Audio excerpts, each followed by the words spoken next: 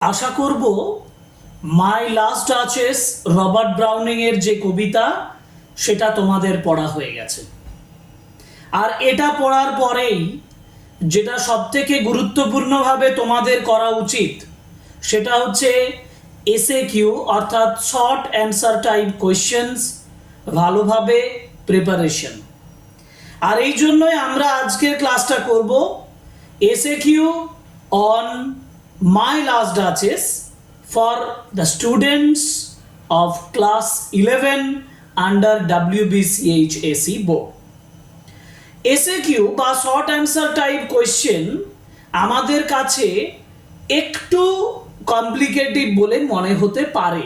আগের সিলেবাসের তুলনায় এখন যে সিলেবাসটা দেওয়া হয়েছে তাতে 1 মার্কস থেকে 2 মার্কসে এসছে, অর্থাৎ 2 মার্কসের কোয়েশ্চেন আমাকে করতে হবে। কিন্তু ঘাবড়ানোর কিচ্ছু নেই, 2 মার্কসের ডেসক্রিপটিভ কোয়েশ্চেন পুরোটা থাকবে না, তোমাকে হয়তো 1+1 কোয়েশ্চেন দেবে।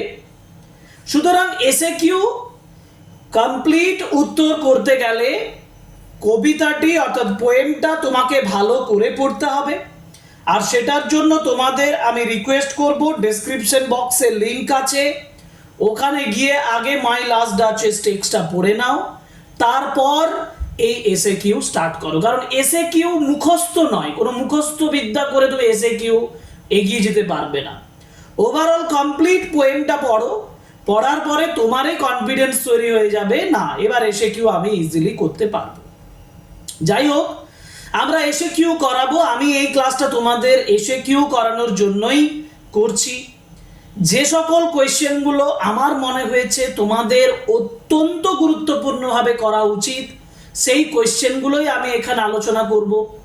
অত্যন্ত সহজভাবে তুমি কিভাবে লিখতে পারো সেটা আমি এখানে আলোচনা করব। আর তোমার সেমিস্টার 2-এ SAQ যাতে মাই লাস্ট ডাচেস থেকে একটি কোয়েশ্চেনও তুমি আটকে না যাও তার ব্যবস্থাও আমি এই ক্লাসে করে দেব। So welcome to English education channel and today's video is on the SAQ or short answer type questions answers from My Last Duchess written by Robert Browning. First question তোমাদের স্ক্রিনে এসছে দেখো, যেখানে বলা হয়েছে who wrote the poem my last duchess. এর থেকে সোজা কোশ্চেন হয় না, এই কোশ্চেনটাই বাদ দেবো কেন, তাই না? আমরা সবাই জানি Robert Browning is the writer, Robert Browning is the poet of the poem my last duchess. আবার যেটা এইভাবে এখানে যেভাবে লিখেছি যে Robert Browning wrote the poem my last duchess, easily তোমরা সহজেই বুঝতে পারছো। সুতরাং who wrote the poem my last duchess, Robert Browning wrote the poem my last duchess.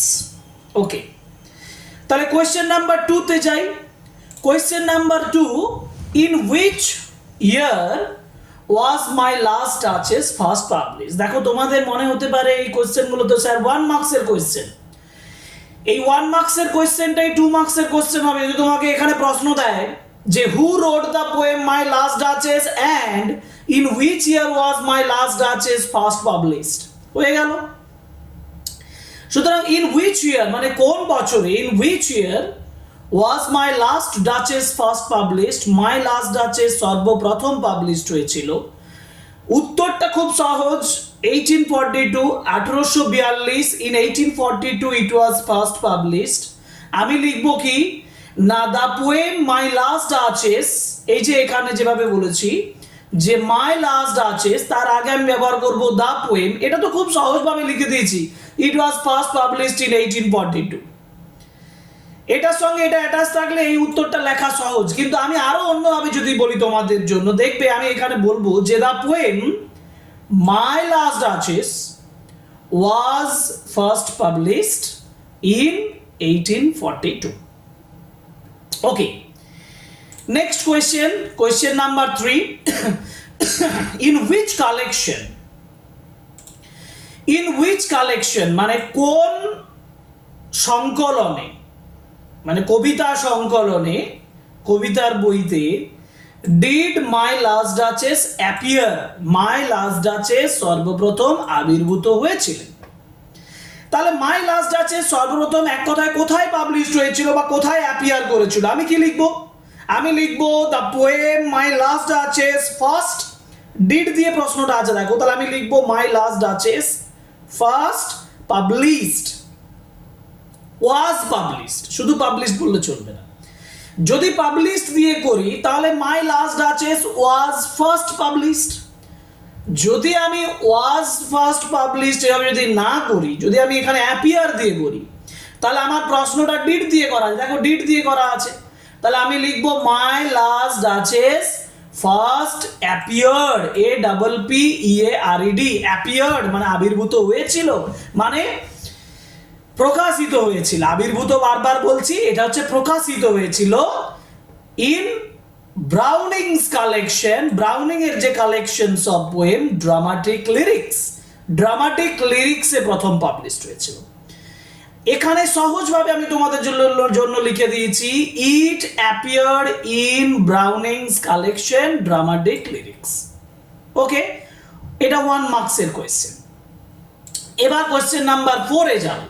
Question number 4 এ খুব গুরুত্বপূর্ণ একটা প্রশ্ন দিয়েছি দেখো, যেখানে আমি বলেছি what historical figure, historical figure মানে ঐতিহাসিক চরিত্র, হোয়াট হিস্টোরিক্যাল ফিগার মানে কোন ঐতিহাসিক চরিত্রটা ইজ দ্য ডিউক, ডিউক কোন ঐতিহাসিক চরিত্র in the poem often associated with, associated with মানে হচ্ছে সম্পর্কযুক্ত, মানে কোন ঐতিহাসিক চরিত্রের সঙ্গে ডিউকের একটা মিল পাওয়া যায়, অ্যাসোসিয়েট আমরা করতে পারি।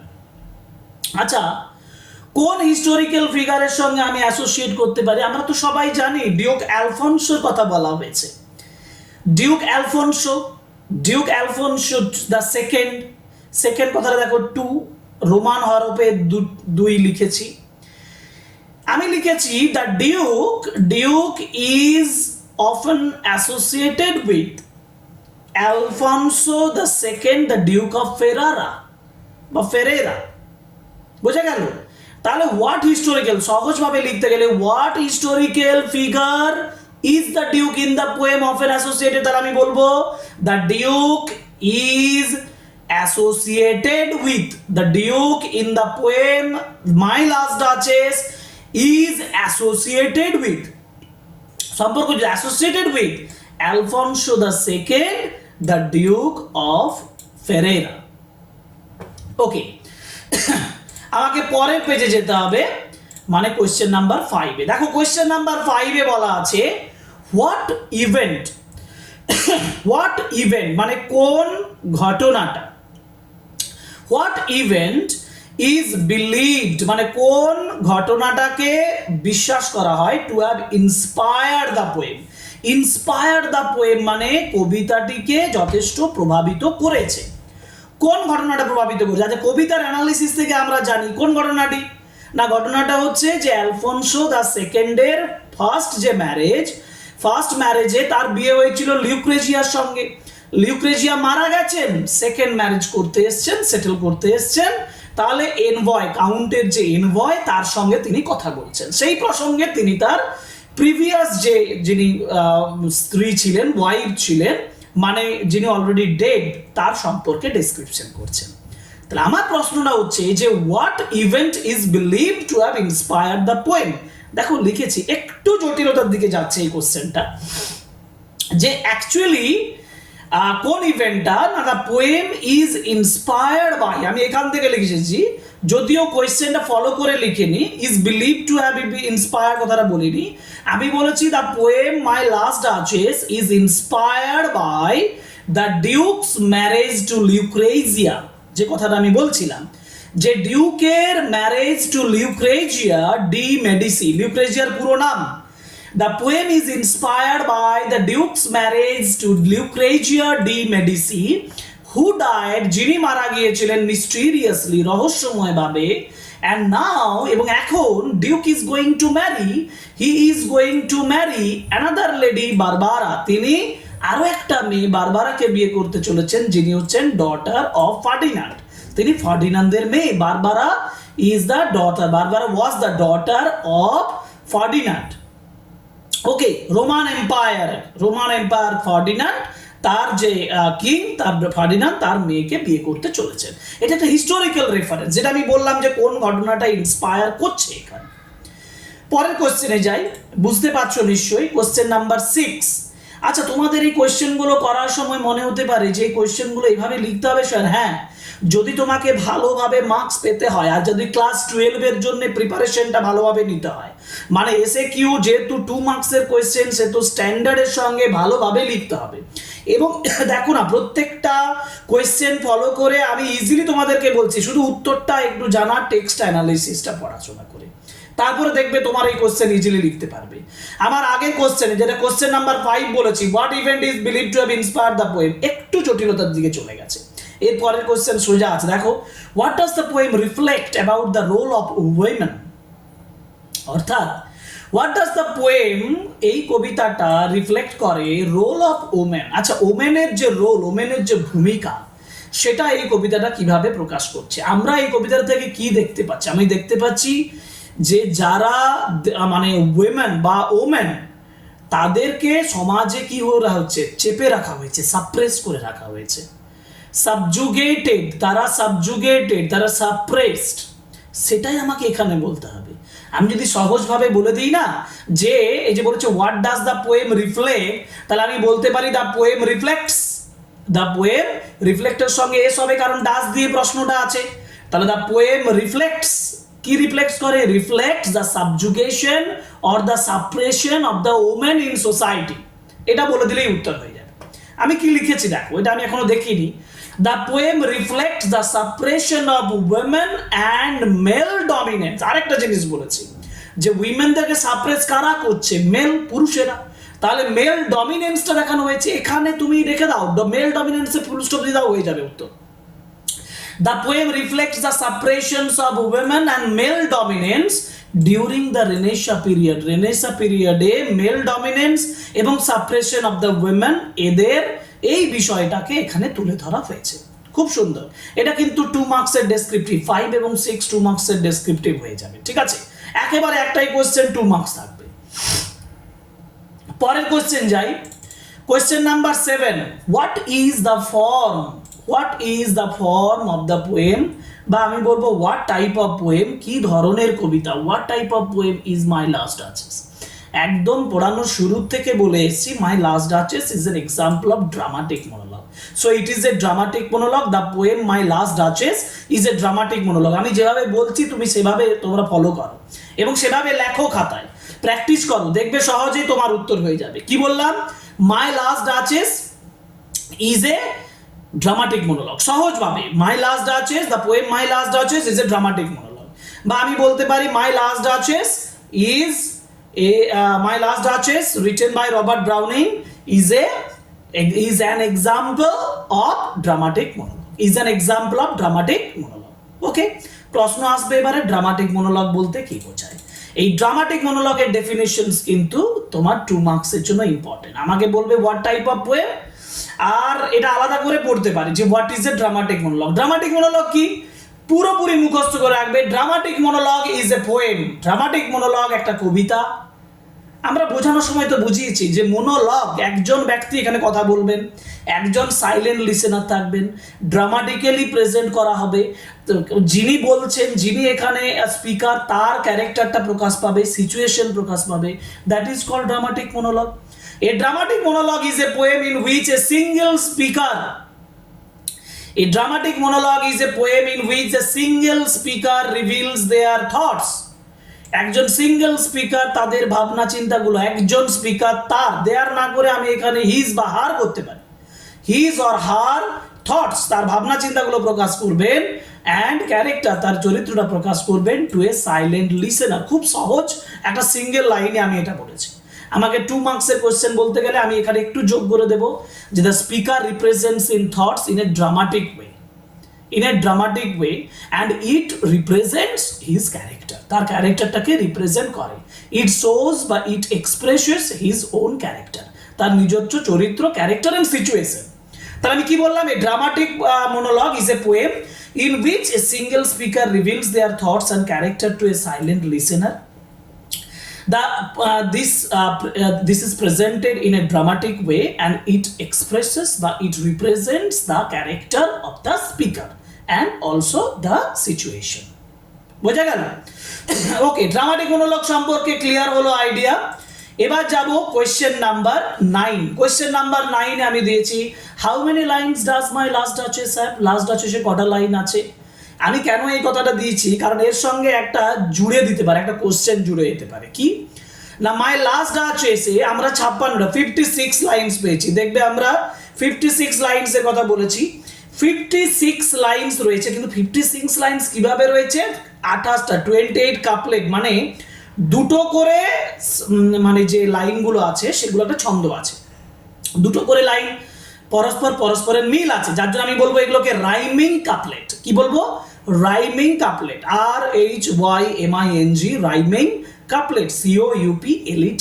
তাহলে the poem is written in 56 lines and there is, আমি এক কথায় ব্র্যাকেটে দিয়েছি, আমি এটাকে আলাদা করে বলবো যে there are actually 28 rhyming couplets. Okay, so the poem My Last Duchess consists of 56 lines and it has 28 rhyming couplets. দুটো আলাদা আলাদাভাবে প্রশ্ন পড়লে আমার সহজ হয়ে যায়। পরের প্রশ্ন, question number 10, what meter is used in my last duchess? My last ডাচেসে কোন মিটারের ব্যবহার করা হয়েছে? ছন্দের উপরে এসছে। This is written in iambic pentameter. এই দুটো প্রশ্ন একসঙ্গে জুড়ে আসতে পারে যে how many lines are there and what meter is used in my last duchess? The poem is written in iambic pentameter. কোনো প্রশ্ন বাদ দেব না, একেবারে ডিটেলস আলোচনা করব, একেবারে কমপ্লিট অ্যানালিসিস করব, কমপ্লিট SAQ আলোচনা করব, এবং এই ক্লাসটা করার পরে একটা কোয়েশ্চেন তুমি এর বাইরে দেখাতে পারবে না, এবং এই কোয়েশ্চেন্সগুলো করে নিলে তোমার একদম একেবারে ফাইনাল প্রিপারেশন কমপ্লিট হবে। Question number 11। Question number 11, who is the speaker in the poem My Last Duchess? My Last Duchess is speaker ke? What is the object? What is the object the speaker is showing to his guest at the beginning of the poem? Very easy, দেখো খুব সহজ। প্রথম প্রশ্ন কি? প্রথম প্রশ্ন হচ্ছে who is the speaker in the poem My Last Duchess? আচ্ছা বলো তো who is the speaker মানে কে বক্তা, কে বক্তব্য প্রকাশ করছেন, কে বলছেন? In the poem my last duchess কে বলছেন? ডিউক বলছেন। ডিউকটা কে? Duke of Ferrara. আমি তো এপিগ্রাফে পেয়েছি না ফেরেরার কথাটা, ওই যে duke of Ferrara is the speaker. আমি হিস্টোরিক্যাল রেফারেন্স দিয়েই বলতে পারি যে duke of Ferrara is the speaker, দেখো তাই লিখেছি, the duke of Ferrara is the speaker. পরের প্রশ্ন হচ্ছে what is the object the speaker is showing? Speaker কি দেখাচ্ছেন to his guest at the beginning of the poem? guest কে কি দেখাচ্ছেন? guest কে একটা পেন্টিং দেখাচ্ছেন। কার পেন্টিং দেখাচ্ছেন? তার লেট ওয়াইফ, তার লাস্ট ডাচেস, লেট ওয়াইফ মৃত স্ত্রী, এবং লাস্ট ডাচেস গত যে ডাচেস ছিল ওয়াইফ ছিলেন কে? লিউক্রেস। আমি তার নাম উল্লেখ করব না, আমি বলবো লাস্ট ডাচেসের কথা। অর্থাৎ the duke is showing A painting of his last duchess. The duke is showing a painting of his last duchess. Note করো, খাতায় নোট করো। পরের প্রশ্ন, question number 12, who painted the duchess's portrait? প্রশ্নটা হচ্ছে who painted, কে পেইন্ট করেছিল ডাচেসেস? কে? ফ্রা প্যান্ডপের কথা বলা হয়েছে, ফ্রা প্যান্ডপ। তাহলে হু এর জায়গায় ফ্রা প্যান্ডপ লিখবো, প্রশ্নটা থেকেই উত্তর হয়ে যাবে ফ্রা প্যান্ডপ painted the duchess's portrait. Fra Pandolf painted the duchess's portrait. পরে ওর সঙ্গে যুক্ত আছে what does the duke suggest? Duke কি সাজেস্ট করছেন about the painter skill in painting? পেন্টারের যে স্কিল, দক্ষতা, সেটা সম্পর্কে তিনি কি বলেছেন? তিনি মানে ডিউক কিন্তু এখানে যথেষ্ট তার পেন্টিংটাকে যথেষ্ট সেলিব্রেট করেছেন, এবং তার যে শিল্পকর্ম, তার যে দক্ষতা, হ্যাঁ স্কিল, সেই স্কিলটাকে কিন্তু তিনি গ্লোরিফাই করেছেন। তিনি বলছেন যে দ্য ডিউক সাজেস্ট করেছেন that Fra Pandolf skills made the duchess's expressions lifelike. এটা খুব ইম্পর্টেন্ট যে ডিউক বলেছেন, দ্য ডিউক সেজ, কবিতার থেকে, পোয়েমের থেকে বলছি, the duke says, duke suggests সাজেস্টের জায়গায় আমি সেজেই বলতে পারি। দ্য ডিউক সেজ, ডিউক বলেন কি বলেছেন, দ্যাট যে Fra and of skill, Fra and of এর স্কিলটা কি করেছিল, মেড, কি করেছিল, made the duchess's expression life, ডাচেসের যে এক্সপ্রেশনটা সেটাকে লাইফ করে তুলেছে। অর্থাৎ the skill was very good, skill খুব ভালো ছিল। So the duke suggest that the Fra Pandolf skill made the duchess's expression life. Simple, লিখে প্র্যাকটিস করো, সহজেই হয়ে যাবে। পরের প্রশ্ন যাব। পরের প্রশ্ন মানে question number 13। How does the duke describe, duke কিভাবে ডেসক্রাইব করছেন। How does the duke describe মানে হাউ মানে কিভাবে, ডিউক ডেসক্রাইব মানে ডিউক বর্ণনা করছেন। How does the duke describe মানে ডিউক কিভাবে বর্ণনা করছেন the duchess's look in the portrait, ডাচেসের যে লুকটা, ডাচেসের যে দৃষ্টিটা, সেটা তিনি কিভাবে, এই যে পোর্ট্রেট ছবিতে ডাচেসের ডেসক্রিপশনটা কিভাবে করছেন। তিনি বলছেন ডাচেসের মুখের মধ্যে একটা স্পট অফ জয় ছিল, আনন্দের একটা স্পট ছিল, একটা দাগ ছিল, আনন্দের স্পট মানে ব্লাশ, লজ্জা, সেটাকেই বোঝানো হয়েছে। So how does Duke describe? The Duke describes, Duke বর্ণনা করছেন, Duke describes her look as having a spot of joy on her cheek. আমি আরো সহজভাবে বললে the Duke describes that the Duchess had, এখানে আমি বলতে পারি the Duchess had a spot of joy on her cheek. ওকে, দুটোই উত্তর সহজ। এটা the duke describes her look as having a spot of joy, অথবা the duke describes that the duchess had a spot of joy on her cheek. Okay okay, question number 14। What does, 14 এ বলেছে what does the duke imply, duke কি imply করছেন, duke কি বোঝাতে চাইছেন। Imply মানে অন্তর্নিহিত অর্থে কি বোঝাতে চাইছেন।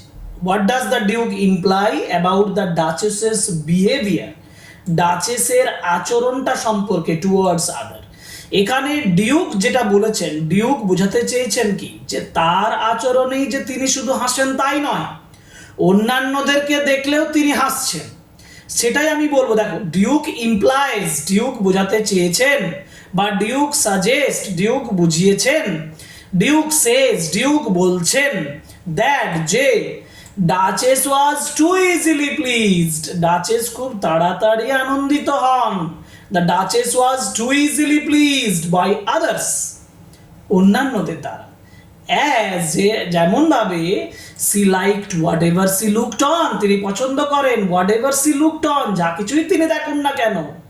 C had no special regard for the duke, ডিউকের জন্য তার কোনো স্পেশাল রিগার্ড ছিল না, বিশেষ কোনো রিগার্ড, বিশেষ কোনো সম্মান, বিশেষ কোনো বিচার তার প্রতি ছিল না। সে যা কিছু দেখতো তাতে আনন্দিত হইতে হতো। আরেকবার বলছি, দ্য ডিউক ইমপ্লাইজ, ডিউক বলছেন যে, ডিউক বোঝাতে চাইছেন দে, that the duchess was too easily please, duchess খুব সহজেই আনন্দিত হতো, বাই আদার্স, অন্যান্যদের দ্বারা, as she liked whatever she looked on, যেহেতু তিনি পছন্দ করতেন, অ্যাজ মানে যেহেতু, সি লাইক তিনি পছন্দ করতেন, whatever she looked on, যা কিছুই তিনি দেখেন না কেন, she had no special regard, তার বিশেষ কোনো বিচার ছিল না, বিবেচনা ছিল না, ফর দ্য ডিউক, ডিউকের প্রতি। Question number 15। 15 কি বলেছে, what is the significance of the phrase as if she were alive. আচ্ছা, একটা ফ্রেজ তুলে দিয়েছে, ফ্রেজে বলেছে as if she were alive, যেন তিনি জীবিত আছেন। আচ্ছা, এটার দ্বারা কি বোঝাতে চাইছে, এটার দ্বারা বোঝাতে চাইছে যে একটা জিনিস বোঝাতে চাইছে, সেটা হচ্ছে ডাচেস ইজ অলরেডি ডেড। আর একটা জিনিস বোঝাতে চাইছে সেটা হচ্ছে ফ্রাপ অ্যান্ড অফের যে কোয়ালিটি, স্কিল, সেটা যথেষ্ট ভালো।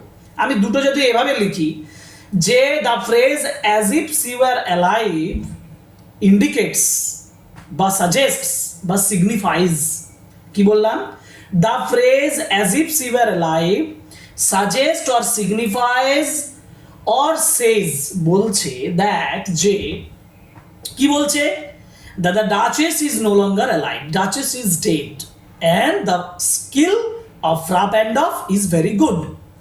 এখানে কি লিখে দেখো, the phrase as if she were alive suggests that the Duchess is no longer alive and the portrait is all that remains of her. পোর্ট্রেটটাই তার রয়েছে, আমি এই অংশটা নাও ব্যবহার করতে পারি, is no longer alive. It also suggests the crafty work of the painter.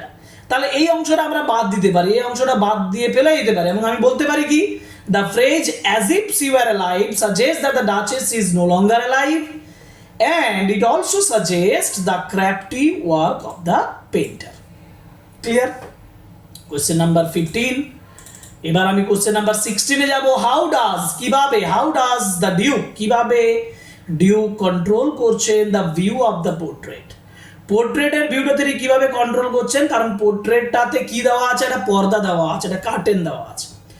এই কার্টেনটা, এই পর্দাটা যখন দেওয়া আছে, এই পর্দাটা তিনিই একমাত্র সরাতে পারেন। মানে আমি বলতে পারি কি সহজভাবে, the Duke could only draw the curtain and opened up to show the portrait, এটা বলতে পারি। অথবা আমি এটাও বলতে পারি, the duke had only the authority to draw the curtain। এই যে বলছে the duke keeps the portrait of his duchess, duke তার keeps the portrait of his duchess behind a curtain, কার্টেনের পিছনে রেখেছিলেন, which only he could draw, যেটা সে একমাত্র draw করতে পারতো। আরেকটা প্রশ্ন হচ্ছে, what nature of the duke has been revealed here, ডিউকের কোন প্রকৃতির প্রকাশ ঘটেছে, অথরিটেটিভ নেচার, ডিউকের অথরিটিকে প্রকাশ পেয়েছে। So through this the Duke reveals his possessive, তার পজেসিভনেস আর অথরিটেটিভ নেচার, দুটো জিনিস লং কোশ্চেনের ক্ষেত্রে তোমার কাজে লাগবে। এটা একটা হচ্ছে পজেসিভ নেচার, ডিউকের পজেসিভ নেচারটা প্রকাশ পেয়েছে, আর একটা হচ্ছে অথরিটেটিভ নেচার, মানে তার যে কর্তৃত্ব, সেই কর্তৃত্বটা এখানে প্রকাশ পাচ্ছে। ওকে, কোয়েশ্চেন নাম্বার 17 চলে যাই। Question number 17, whose picture is there on the wall, কার পিকচার রয়েছে, the duchess, the last duchess of the duke. তাহলে দ্য পিকচার, হুজ পিকচার, না in the poem my last duchess by Robert Browning. এখানে একটা introductory sentence দিচ্ছি যে in the poem my last duchess by Robert Browning, the painting of the duke's last wife, ডিউকের যে গত wife, the last duchess is on the wall, কি রয়েছে, painting রয়েছে। বলছে whose picture is there on the wall, the painting of the last duchess of the duke is on the wall. আর how does she look in the picture, তাকে কেমন দেখাচ্ছে পিকচারে, না in the picture the duchess looks lifelike, as if, মানে আমি এভাবে বলতে পারি, looks as if she was alive বা she is alive. In the picture the duchess looks life like, আরো সহজ বলে দিয়েছি, in the picture the duchess looks life like.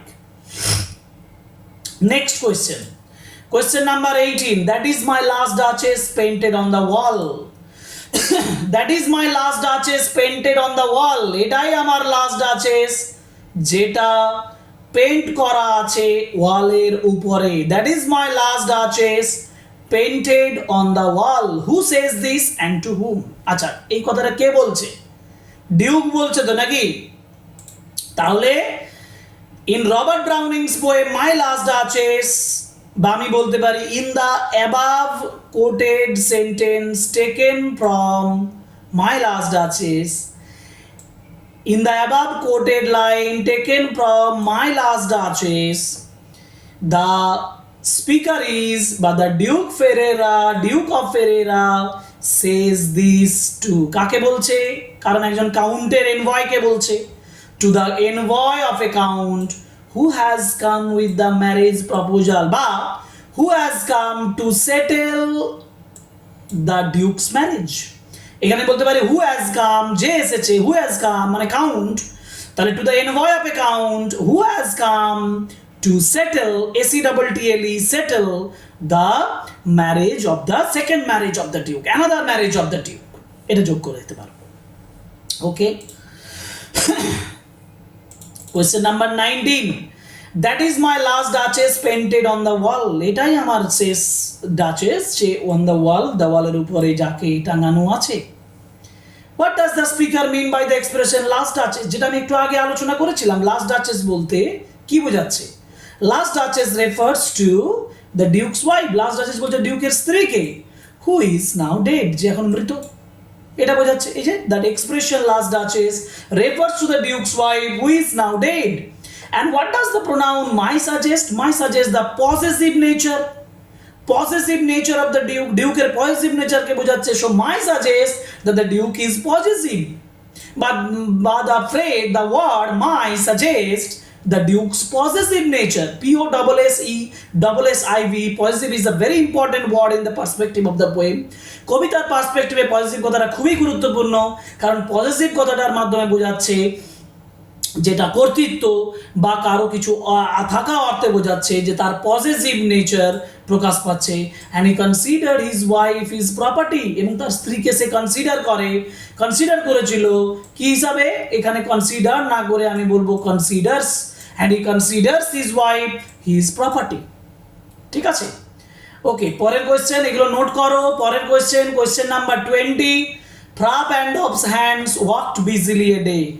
ফ্রাপ অ্যান্ড অফের হাতগুলো একদিন কাজ করেছিল।